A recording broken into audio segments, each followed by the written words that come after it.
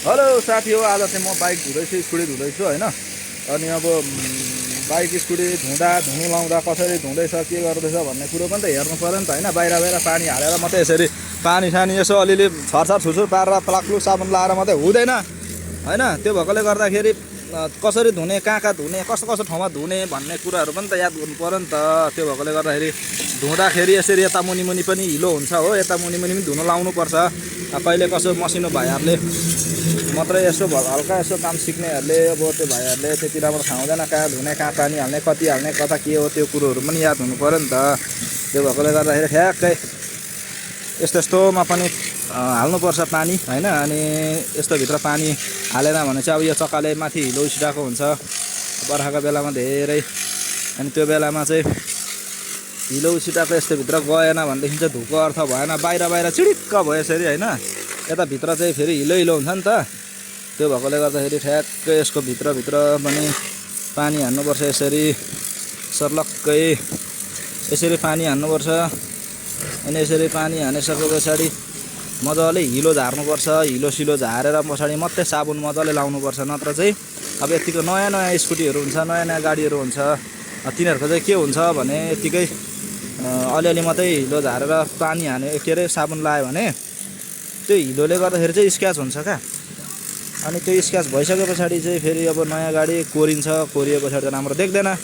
कति दुःखले अब किनेको गाडी हो, कस्तो कस्तो दुःख गरेर अब स्कुटी बाइकहरू अब दुःख गरेर किनेको, पैसा जम्मा गरेर खाइ नखाइ 1 रुपियाँ 2 रुपियाँ 10 रुपियाँ 5 रुपियाँ 100 रुपियाँ खाँदा नखाइ होइन जोडेर दुःख गरेर हुन त अब कतिको त्यसरी दुःख नहोला। अब महिनामा ब्लाङ ब्लाङ पैसा आउला, 1.5 लाख 2 लाख 5 लाख अब त्यो पैसाले किन्ला। तर अब कतिको चाहिँ त्यस्तो पैसा हुँदैन। कति दुःखले अब पैसा जोडजाम गरेर कता कताबाट खोजेर किनेको स्कुटी बाइकहरू चाहिँ अब नयाँ नै राख्ने मन हुन्छ सबैलाई।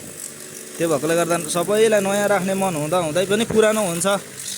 अनि अब त्यो हिलै राम्रो नगई त्यसरी साबुन पानी लगाएर माडमुडो त्यो अब धुयो भने के हुन्छ भने सबै स्क्र्याच हुन्छ नि त, पुरानो भइहाल्छ एकैछिनमा। अनि यस्तो यस्तो अगाडिको मोटर घाट यताभित्र हेर्दा पनि पानी हाल्नुपर्छ। अनि सबै हिलो झर्छ। अनि पानी हानेर हिलो झरिसकेपछि अनि यता यता धुने हो क्या साइडमा। त्यसो गर्दाखेरि चाहिँ सर्ट हिलो जान्छ र सरक्क सफा हुन्छ मजाले। अनि त्यस्तो हुन्छ। भाइ यहाँ साबुन रेडी गर त, अनि साबुन हाल्दै गर न यसमा, म यसमा हाल्दै गर्छु। त्यसरी चाहिँ काम गर्नुपर्छ। काम गर्दाखेरि तपाईँहरूको नयाँ नयाँ बाइकहरू स्कुटीहरू धुनुपर्ने छ भने चाहिँ त्यसरी धुनुपर्ने हुन्छ।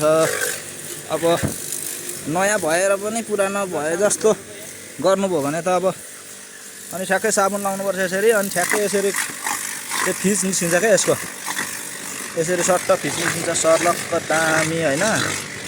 कस्तो देख्दैछ यहाँ, फिज निस्किन्छ। अनि स्याम्पूहरूले अनि त्यो लुगा धुने सरफहरू साबुनहरू चाहिँ स्कुटी बाइकहरू धुनु हुँदैन है गाडीहरू, किनभने डिस्कलर गर्छ। डिस्कलर गऱ्यो भने त राम्रो हुँदैन। त्यसले गर्दाखेरि ठ्याक्कै बाइक धुने लिक्विड नै हुन्छ हामीसँग चाहिँ। अनि ठ्याक्कै त्यसले धुयो भने चाहिँ स्क्र्याच पनि हुँदैन अनि डिस्कलर पनि हुँदैन, राम्रो हुन्छ तपाईँहरूको गाडी स्कुटर बाइकहरू। मात्रै 100मा धुइन्छ हाम्रोमा चाहिँ होइन। यसो गरेर धेरै महँगो पनि छैन। अब तपाईँहरूकोतिर के कति छ, हाम्रोतिर चाहिँ 100 मात्रै हो।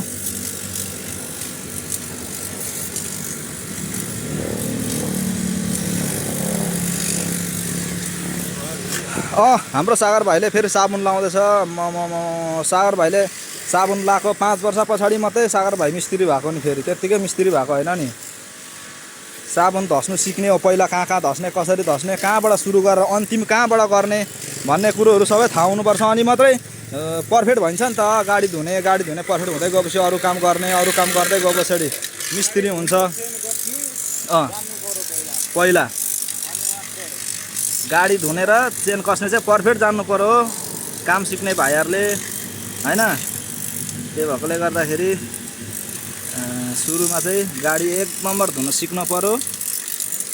अनि चेन कस्नलाई 1 नम्बर जान्नु पर्यो, बाँकी अनि आउँछ अरू काम। अब बाइकहरू धुँदाखेरि सर्लक्कै यसरी धुनुपर्छ। धुलो पहिला सबै झार्नुपर्छ। धुलो झारिसके पछाडि